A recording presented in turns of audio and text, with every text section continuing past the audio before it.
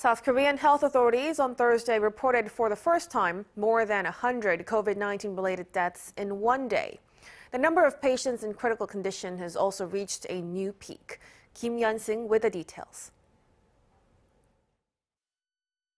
For the first time since the start of the pandemic, South Korea on Thursday reported more than 100 deaths from the virus. Health authorities reported 1,083 critically ill patients and 109 deaths. There were also 6,919 new cases on Thursday. Meanwhile, health authorities are working to speed up turnover rates for patients in ICU beds, ordering 210 patients who've had more than 20 days of treatment to leave the ICU. These patients will be moved to other hospitals or other hospital beds, with fines issued for those who refuse, in accordance with the Infectious Disease Control and Prevention Act. Meanwhile, 12 more Omicron infections have been discovered, with 4 being domestic transmissions.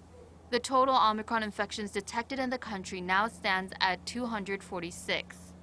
The Central Disease Control Headquarters are developing new PCR tests that would help them better respond to the rapidly spreading Omicron variant. It said Wednesday that it is developing a new COVID-19 variant test kit that will quickly identify all 5 variants of concern, including Omicron. The current PCR tests in South Korea aren't really able to pluck out the Omicron strain from other variants. So instead, scientists are using genome sequencing as a method to detect Omicron.